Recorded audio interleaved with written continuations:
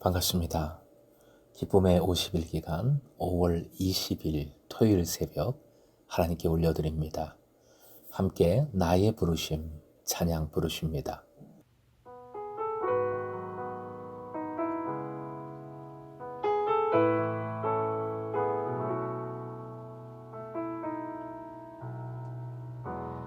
나의 부르심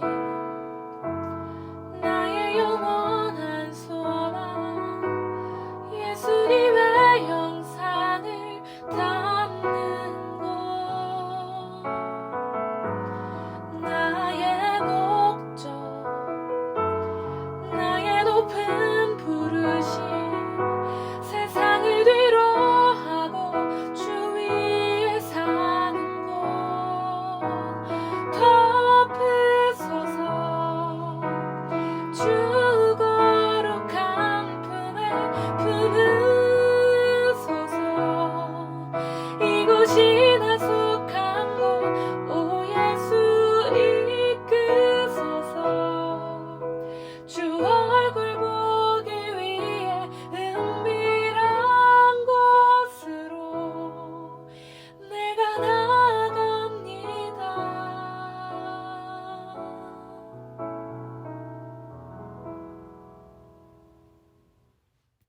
오늘 말씀은 로마서 9장 6절에서 13절까지 로마서 9장 6절부터 13절까지입니다. 함께 읽겠습니다. 그러나 하나님의 말씀이 폐하여진 것 같지 않도다. 이스라엘에게서 난 그들이 다 이스라엘이 아니요 또한 아브라함의 씨가 다 그의 자녀가 아니라 오직 이삭으로부터 난 자라야 내 씨라 불리리라 하셨으니 곧 육신의 자녀가 하나님의 자녀가 아니요 오직 약속의 자녀가 씨로 여기심을 받느니라. 약속의 말씀은 이것이니 명년 이때에 내가 이르리니 사라에게 아들이 있으리라 하심이라. 그뿐 아니라 또한 리브가가 우리 조상 이삭 한 사람으로 말미암아 임신하였는데 그 자식들이 아직 나지도 아니하고 무슨 선이나 악을 행하지 아니한 때에 택하심을 따라 되는 하나님의 뜻이 행위로 말미암지 않고 오직 부르시는 이로 말미암아 서게 하려 하사 리브가에게 이르시되 큰 자가 어린 자를 섬기리라 하셨나니 기록된 바 내가 야곱은 사랑하고 에서는 미워하였다 하심과 같으니라. 오늘의 기도 제목 바로 지금 주님과 동행하며 그 은혜에 동참하게 하소서. 바로 지금 주님과 동행하며 그 은혜에 동참하게 하소서. 동족 이스라엘은 복음을 거부했지요. 하나님께서 많은 은혜를 주셨음에도 불구하고 선민 백성임에도 불구하고 예수님을 배척했습니다. 하지만 6절 하나님의 말씀은 폐하여지지 않았습니다. 말씀은 하나님의 약속을 뜻합니다. 한마디로 택하심의 약속, 구원의 약속은 사라진 것이 아닙니다. 다만 중요한 것이 있지요. 즉 이스라엘이라고 해서 다 이스라엘이 아닌 것입니다. 다시 말하면 혈통적 이스라엘이라고 해서 다 진짜 택함 받은 믿음의 이스라엘이 아니라는 것입니다. 즉 이스라엘에 대하여 하나님께서는 약속을 신실하게 행하셨지만 그 이스라엘 백성들은 숱하게 하나님을 배신하고 실패하고 떨어져 나갔습니다. 그들에게는 하나님의 신실함에 부응하는 신실함이 없었던 것이지요. 하지만 혈통상 이스라엘과는 달리 신실함을 유지한 이스라엘이 있었습니다. 하나님께서 남겨주신 자들, 남은 자들입니다. 그들이 진짜 이스라엘, 참 하나님의 자녀들입니다. 바울 사도는 이제 이 진리를 확증하기 위해 구약의 말씀을 인용합니다. 7절 창세기 21장 12절의 인용인데요. 씨는 합법적인 상속자, 참된 후사를 뜻합니다. 아브라함의 씨가 다 그의 자녀가 아닙니다. 즉 아브라함의 아들이라고 해서 아브라함의 씨, 참된 후사가 아니라는 것입니다. 오직 이삭만이 적통 상속자, 참된 자녀, 씨인 것입니다. 갈라디아서 3장에서 바울 사도는 아브라함에게 주신 약속을 계승 성취한 적통이 바로 그리스도임을 강조했습니다. 이삭은 그리스도의 예표이기도 합니다. 그래서 10절에 우리 조상 이삭 한 사람으로 말미암아 오직 예수 그리스도를 통하여서 약속을 누릴 수가 있는 것입니다. 8절은 바울의 중간 결론입니다. 바울 사도 당시 유대인들은 혈통주의적 선민 개념에 집착했습니다.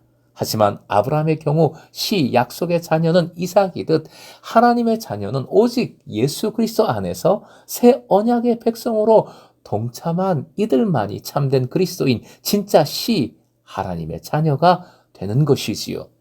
이를 위해 9절 사라의 예를 들고 그리고 10절 이하 리브가의 예를 듭니다. 이삭의 두 아들 즉 에서와 야곱이 태어나기도 전에 어미의 태에서 두 사람이 쌍둥이로 서로 다투었지요. 이에 대해 어머니 리브가가 하나님께 물었을 때 주신 대답이 두 민족이 너의 복중에서부터 나누이리라. 이 족속이 저 족속보다 강하겠고 큰 자는 어린 자를 섬기리라 라는 말씀이었습니다. 12절에 인용된 부분이지요. 두 아이가 태어나지도 않은 터에 그들에게서 선과 악의 공과 잘하고 잘못한 것이 있을 리가 없습니다. 그러므로 그들을 향한 하나님의 선택은 하나님의 주권, 절대적인 주권입니다. 이로써 구원은 사람의 행함으로 말미암지 않고 온전히 은혜로 선택하여 부르신 하나님께로부터 오는 것임을 다시 천명하고 있습니다. 11절 끝부분 서게 하려 하사라는 표현은 그 구원의 뜻을 반드시 이루시는 하나님이심을 잘 보여줍니다. 13절은 말라기서 1장 2절 3절의 인용입니다. 미워하다라는 말은 근동의 언어 관습에 따라 덜 사랑하다라는 의미로 새겨야 합니다. 에서에 대한 하나님의 덜 사랑하심은 특정 개인에 대한 감정적인 거부나 차별이 아니지요. 하나님 선택의 여부를 드러내는 것입니다. 즉 하나님께서 그 구원의 역사 속에 야곱을 주역으로 선택한 데 비해 에서는 배제시키셨다는 의미입니다. 그 원리로 혈통적 이스라엘이 배제된 것이지요. 이 말씀을 오해하지 마십시오. 너무 감정적으로 보지 마십시오. 구원의 완결은 최후의 심판까지 가봐야 확실히 알 수 있는 것입니다. 13절은 누가 이미 선택받았는가, 누가 이미 배제되었는가를 말하려고 하는 것이 아닙니다. 하나님의 주권에 그 핵심이 있는 말씀입니다. 주권에 따른 선택의 확실성과 절대성을 강조하는 말씀입니다. 이 의미가 확연히 드러난 표현이 8절 끝에 있는 여기심을 받느니라 입니다.